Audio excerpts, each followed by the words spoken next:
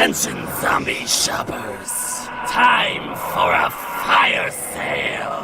Until the music stops, box bowls $10 at a convenient location near you. Hey guys, the audio you just heard is from a secret file that I found inside of Black Ops 2. It's for a fire sale, and I guess they just decided not to use it. I thought it was really funny. I wanted you guys to hear it. In this video, I'm going to share with you guys the secret coding behind the enemies that are not the boss zombies or like the regular zombies. I'm talking about like dogs, denizens, witches, the astronaut zombies, like those kind of enemies. First one I want to show you are the Hellhounds from Black Ops 1 and 2, and based on the coding, they have a health of 100. If you guys aren't familiar with like health levels, a comparison would be a round 1 zombie has a health of 150, so you can see how weak these dogs really are. Another thing that I thought was cool was it showed how many dogs are going to show up. So the first 3 times that the dog rounds happen, it's only going to be 6 dogs per player. So if you're solo, 6 dogs, 2 player, 12 dogs. So you get the idea. And then the 4th time that the dogs show up, it's going to increase to 8 per player. So you can see why there are a ton of dogs on the map during these dog rounds sometimes. I thought it was interesting to see that the dogs are programmed to go after the least hunted. And least hunted means like zombies. So the player that has had the least zombies around him, that is who the dogs target. Sometimes there's coding that doesn't make it into the game. For example, this is showing how the dog's health was going to increase, and it looks like it was going to max out to 1600, which is about around 15 zombie. So you can imagine like 30 some odd dogs with around 15 health, like running at you full speed would have been pretty challenging. Probably a good idea that they left this out. One thing that I saw in the coding that I thought was amusing was how the thunder gun kills the dogs. And you can see it says self-health plus 666. Well, anything you want to kill, all you have to do is have a self-health plus 1. That's all that's required. You don't need a 666. That's way too much. That's like overkill, you know? But it's funny because these coders are over there, I can tell, amusing themselves with this. They don't ever think that we're going to see this. So obviously they're, entertaining themselves with this. So I thought that was really funny. The next enemy I want to show you guys are the monkey astronauts from Ascension, and these things can be a real pain in the ass to kill, and now that I see the coding, I can understand why. They do start out at 150 health, and that's really no big deal, but they do start to slowly increase health, and then they do max out. So the first 3 times that the monkeys come, like the first 3 rounds, they start to slowly increase in health. So the first time they come, they're going to be a quarter of that round's zombies' health. So if the zombies that round are at 800 health, these monkeys are going to be at 200 health. That's not a big deal. The second time that the monkeys come, they're going to be half of that zombies round's health. The third time that they come, they'll be 75%. And then the 4th time that they come, they're going to max out at 1600 health, which is like a 14, 15 round zombie. And based on the coding, you're going to get 6 of these things per player. And now I understand why they're kind of like difficult to kill. They're small, they're running around, it's hard to aim at them sometimes. They're trying to fight back at you.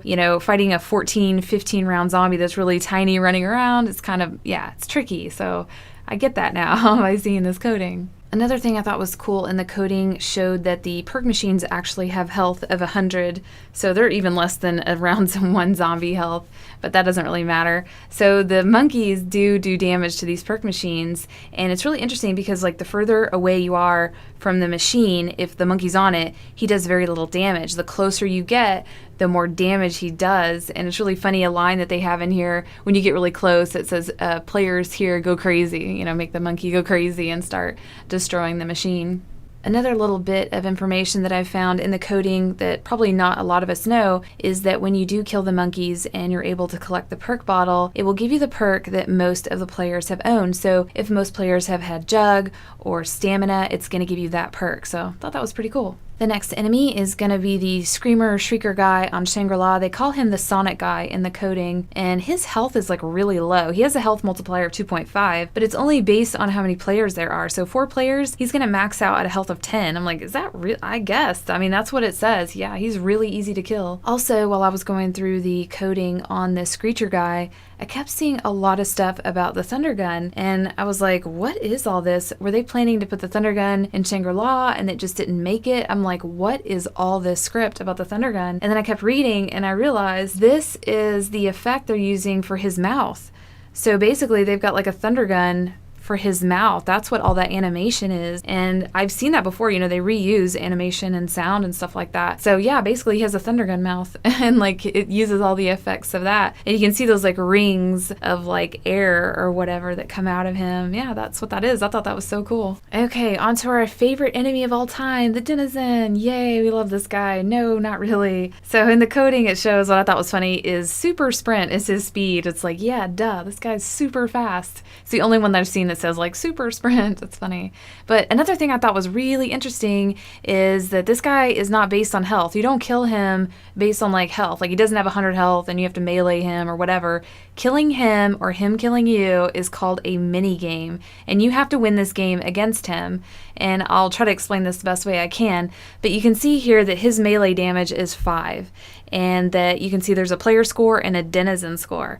And what you're trying to do is reach a score of 30. If he reaches the score of 30 before you do, then he wins. If you reach the score of 30 before him, you win. And this is all based on like what melee weapons you're holding. So if you're holding the Galvanicles, you get 15 points per melee. So you'll kill him into melee. If you got the Bowie knife, it is 10 points per melee, and meleeing him 3 times is going to kill him. And if you have the regular knife, that is 6 points per melee, so it takes 5 melee to kill him with a regular knife. Now his little claw marks count 5 points against you, so if he gets 6 claw marks off on you, you're gonna die. And you can see here I slowed it down, that I just stood there and I let him, you know, kill me. There were 6 claw marks on the screen and then I died. It doesn't matter if you have Jug or not. This is not about health. It's not going to give you more health against this guy. This is about a mini game. And you can see right here it says, you know, Screecher minigame won or minigame lost. So I thought that was cool. I was really surprised to see it was like a mini game and not, you know, based on health like most of the enemies are. So just know when you're running through transit, you got to get a score of 30 to kill him. He does stop, you know, whenever you are meleeing him. There's a thing that says Screecher, you know, stops and waits for you to melee. He's watching for you to melee. If you stop meleeing for a second, he's going to continue his attack, but he will stop it while you are, you know, smashing the melee button.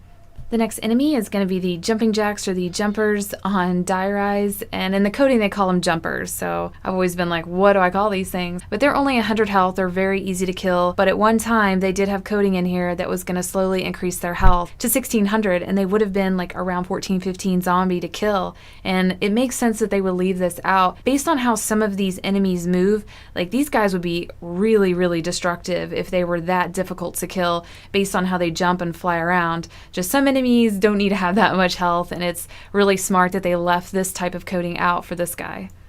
The last enemy I want to show you guys is the ghost from Buried. I know a lot of people call her a witch, but she's actually a ghost. She is dead, and she has a health of 100, so that makes it really nice because she's stealing your money. You definitely want to kill her pretty quickly. And it shows that there can only be 4 on the map at one time. You know, you can kill them, but they're going to respawn a max of 4 on the map. Another thing I thought was pretty funny was that they actually at one point were going to increase her health, and she would have been maxed out at a round 15 zombie, and you can just imagine what a bad idea that would have been. You've got, you know, her in your face, stealing your money, round 15 health. Yeah, that would have really sucked. So I'm glad they left that out. Very smart move. But I have a lot more of this inside coding for you guys. I've got some cool stuff on the wonder weapons, and I found some really interesting stuff about the Mark II ray gun. I can't wait to show you guys. But I hope you guys enjoyed this, and we'll see you next video.